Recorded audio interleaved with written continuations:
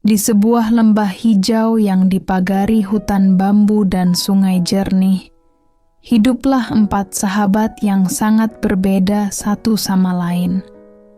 Piko si kelinci yang lincah, Kori si kura-kura yang tenang, Coki si kera yang usil tapi berhati lembut, dan Mary si panda yang penyayang. Mereka tinggal di hutan Harmonia, tempat berbagai hewan hidup rukun, meski memiliki sifat yang tidak sama. Piko, yang paling muda di antara mereka, adalah yang paling ingin tahu. Ia selalu melompat ke sana-sini, mengajukan pertanyaan, dan mencoba hal-hal baru.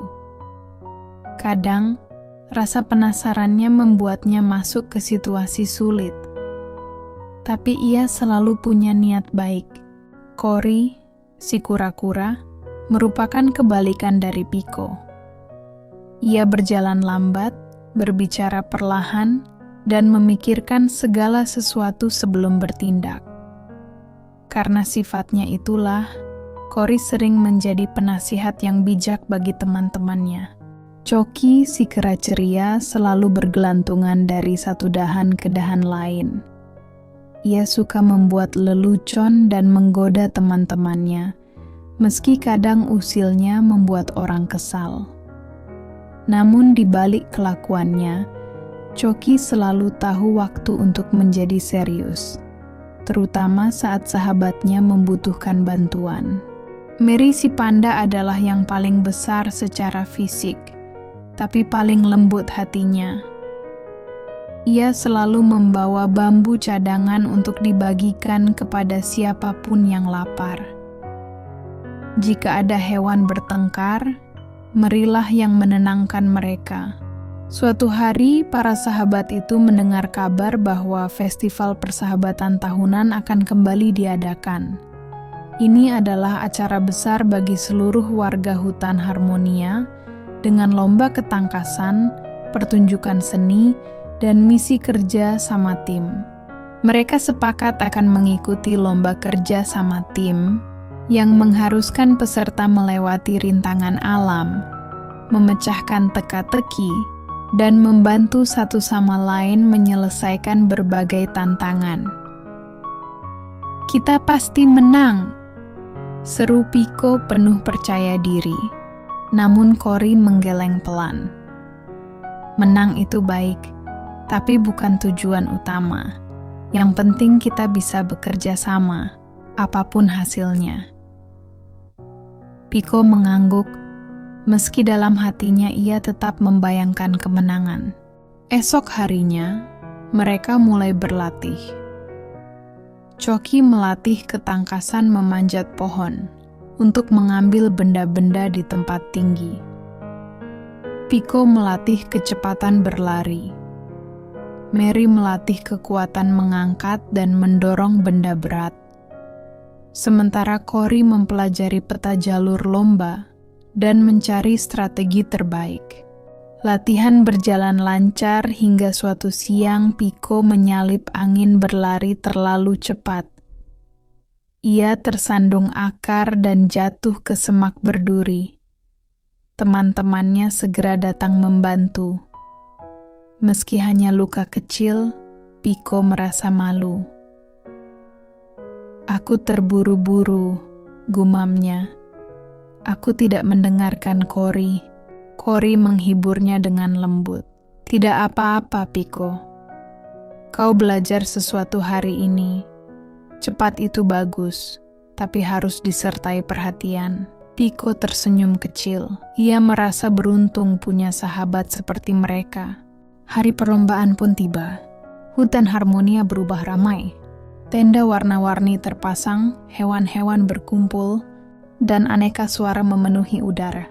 Festival dimulai dengan pukulan gong yang menggelegar. Tantangan pertama adalah menyeberangi sungai deras. Piko ingin melompat cepat, tapi Kori menahannya. "Arusnya kuat. Kita harus pakai batu-batu besar sebagai pijakan." Dengan kesabaran, mereka menyusun batu bersama. Coki membantu mengambil batu dari hulu sungai, Mary memindahkan yang paling berat. Mereka pun berhasil menyeberang dengan aman. Tantangan kedua adalah memecahkan teka-teki kuno di gua. Lampu di dalam gua sangat redup. Cory membaca tulisan purba dengan perlahan, sementara Choki memanjat dinding untuk menyalakan lentera gantung. Mary memantulkan cahaya lentera dengan potongan logam agar gua menjadi lebih terang. Pico menyusun potongan teka-teki hingga terbentuk gambar matahari. Pintu gua pun terbuka. Setelah itu, mereka menghadapi jembatan kayu tua yang rapuh. Mary dan Cory berjalan perlahan agar jembatan tidak patah. Choki bergelantungan dari tali untuk mengurangi beban. Pico berlari ringan di atas papan yang masih kuat. Meski menegangkan, mereka berhasil melewatinya. Di tengah perjalanan, hujan deras turun secara tiba-tiba. Jalur licin dan banyak peserta menyerah. Namun Mary membuka payung besar dari daun raksasa, Choki mencari jalur alternatif di pepohonan, dan Cory memastikan langkah mereka aman. Pico membantu peserta lain yang tergelincir. Mereka tidak hanya memikirkan diri sendiri. Tantangan berikutnya adalah lembah berkabut dengan suara-suara aneh. Banyak hewan ketakutan. Mary mengetuk bambu sebagai ritme berjalan. Choki menenangkan hewan kecil yang menangis. Cory memberi arahan berdasarkan peta, dan Pico berada paling depan memberi semangat. "Ayo, kita bisa!" uyar Pico. Di penghujung perlombaan, mereka tiba pada tantangan terakhir. Mengambil bendera festival di puncak bukit batu yang licin.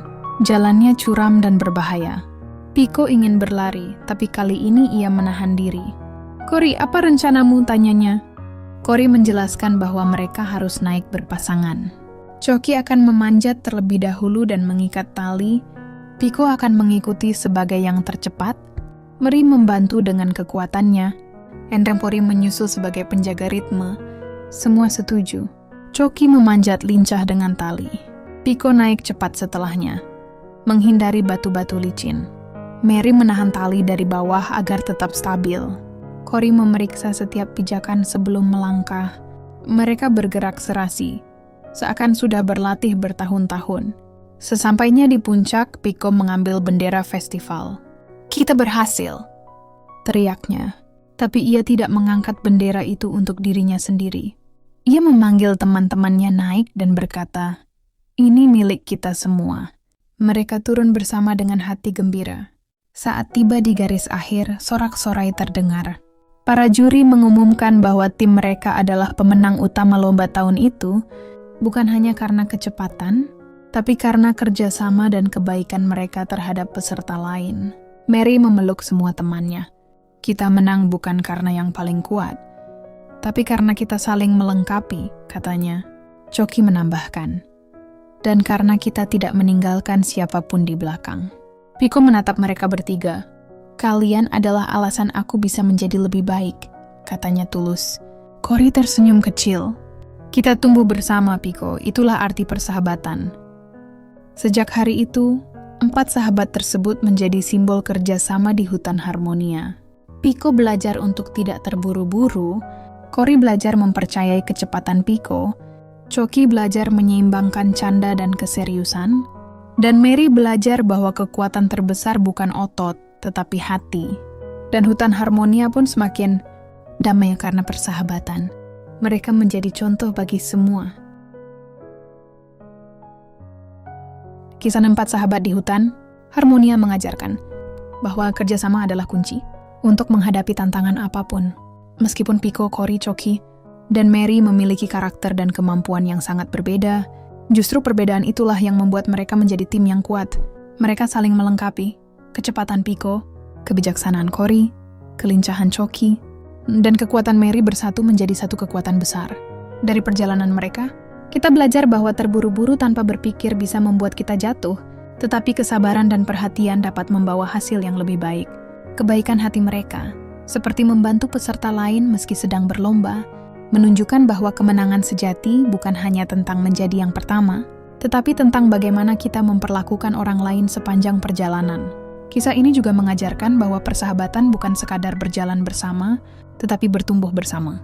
Pico belajar untuk lebih hati-hati, sementara Cory belajar mempercayai kemampuan temannya. Choki belajar menyeimbangkan kesenangan dengan tanggung jawab, dan Mary menyadari bahwa kekuatan terbesar bukan terletak pada otot, tetapi pada kasih sayang. Pada akhirnya, keberhasilan terasa lebih indah ketika dibagi, dan setiap tantangan dapat dilalui ketika kita saling percaya, saling mendukung, dan menghargai perbedaan.